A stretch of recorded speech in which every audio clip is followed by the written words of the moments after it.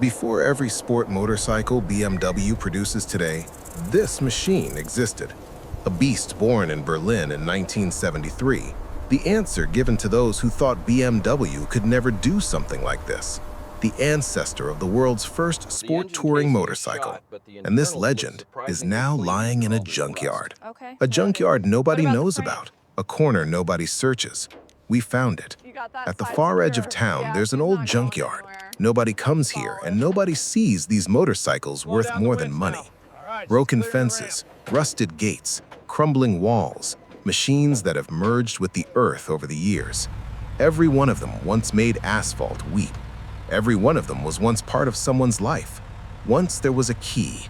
Once someone started it up every morning and hit the road. Years ago, someone had taken long rides out of the city on it. Once someone smiled listening to that exhaust note. And then it was abandoned, just like that, never looking back, never even thinking about coming back. We walked slowly through the rows, looking in every direction, with careful steps. Crushed cars, bent frames, engines that hadn't turned in decades. Everything here has a story left half-finished, a story nobody continued, a story nobody came back for. And then our feet stopped, there, among the weeds, beneath scrap metal, inside the rust, abandoned, forgotten, but still there, still upright. Those characteristic boxer cylinders extending on both sides, BMW's unchanging signature, that identity carried for decades, that small bikini fairing, that ducktail rear section, that faded two-tone smoke silver paint, the faint traces of hand-painted pinstripes. Rust cannot hide these things. Time cannot erase them. Nothing can destroy them.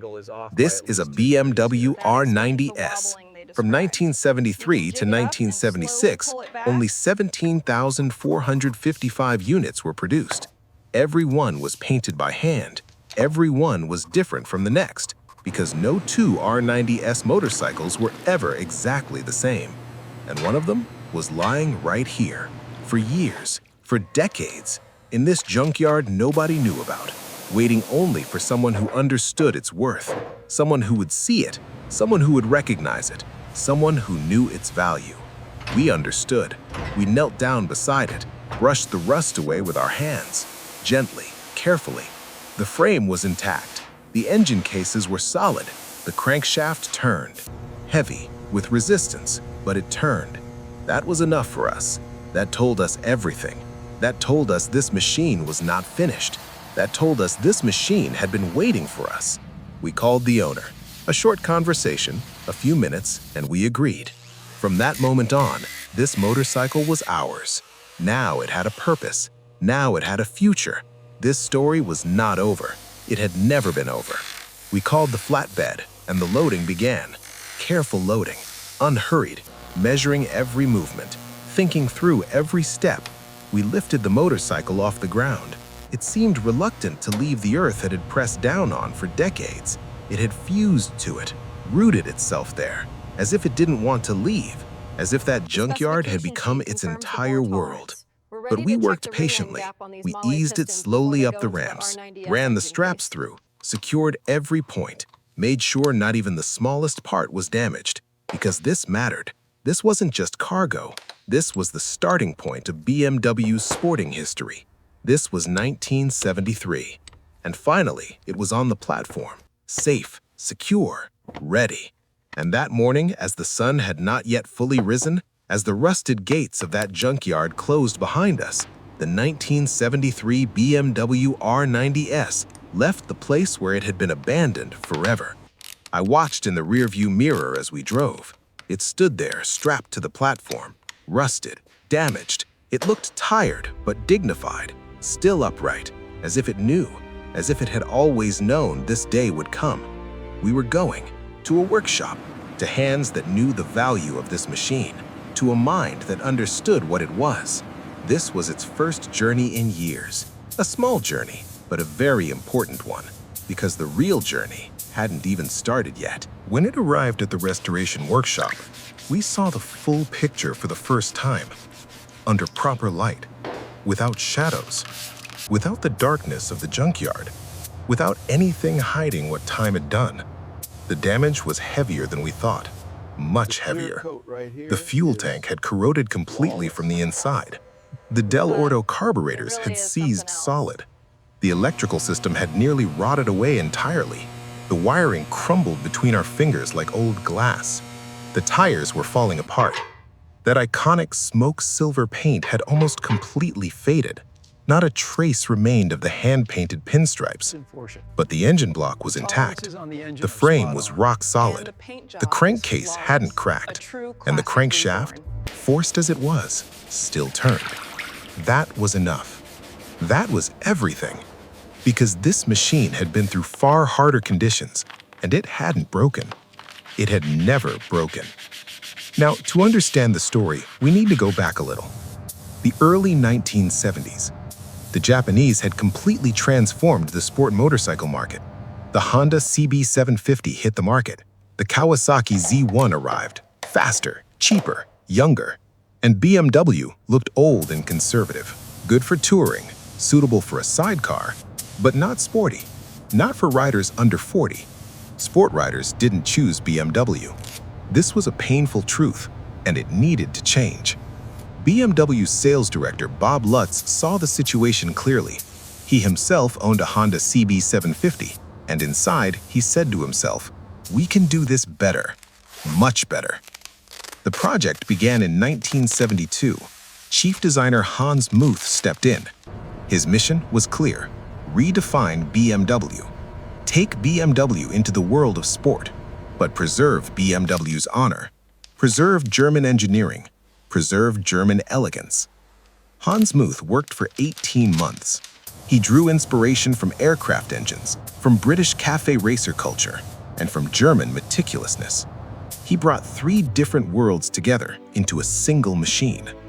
What emerged had never been seen before: a small bikini fairing, the world's first factory-fitted motorcycle fairing, a ducktail rear section, hand-painted two-tone smoke silver paintwork. Every motorcycle was different from the next, because every one was painted by hand. Even 2 R90S motorcycles from the same production run were never completely identical. This was not a motorcycle. This was a work of art. And the engine, 898 cc's.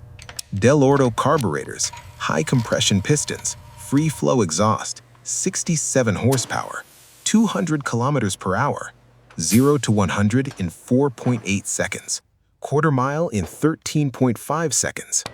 In 1973, these figures were extraordinary. Very few motorcycles in the world could reach this speed. It was unveiled at the 1973 Paris Motor Show. It was the most admired motorcycle at the show. Its price was $3,430, more than double the Honda CB750. But that didn't matter, because this was not an ordinary motorcycle. This was a status symbol. This was a way of life. This was BMW's rebirth.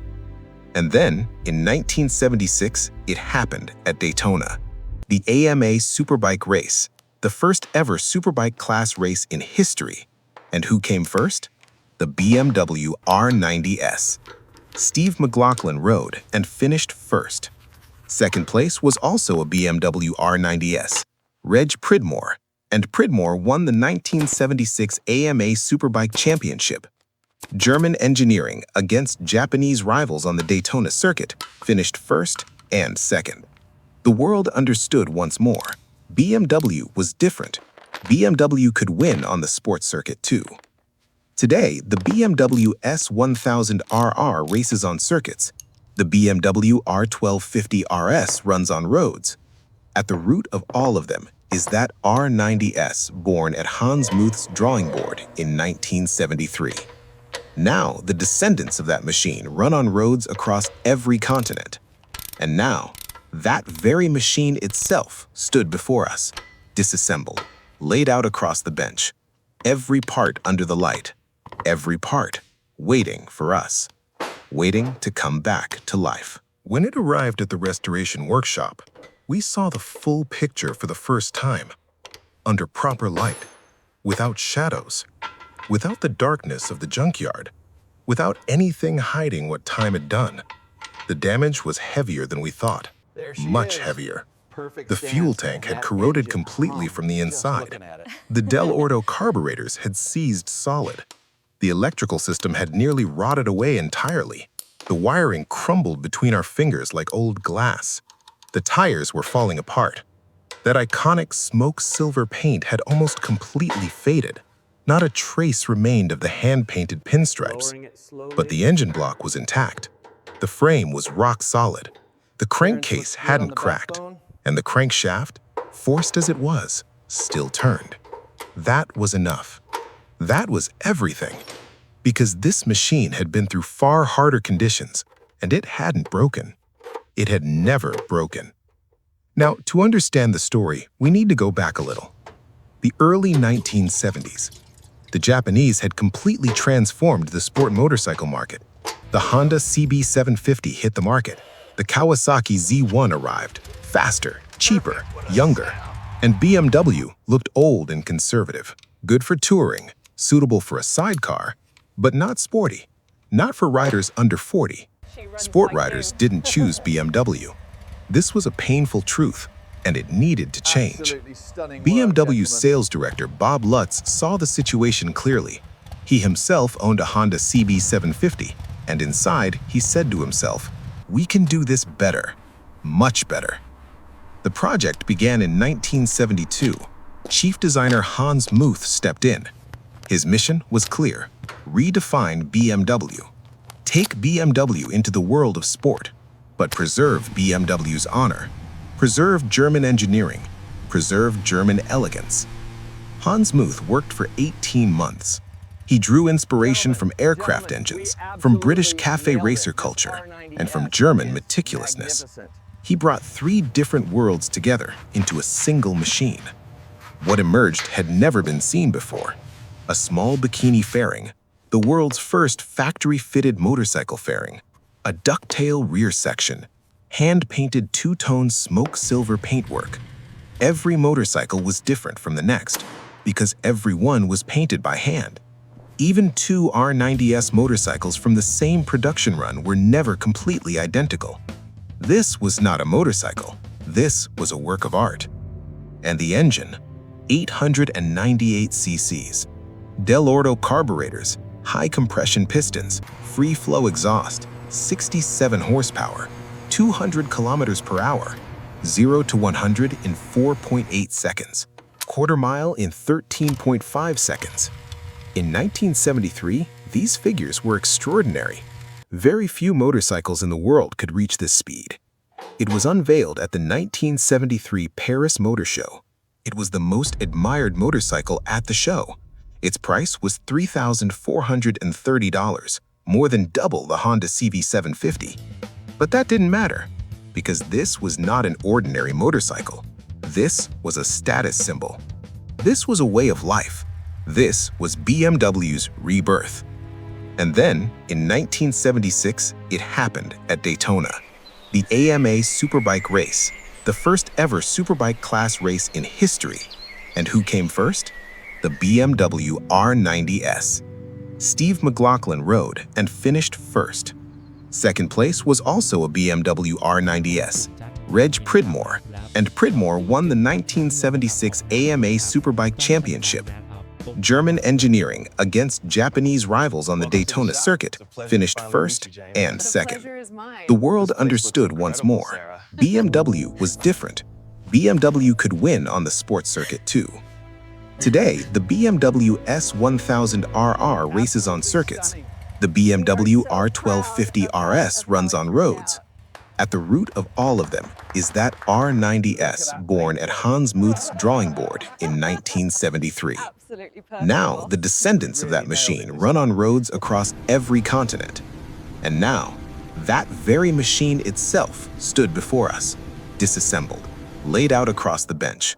Every part under the light, every part waiting for us, waiting to come back to life.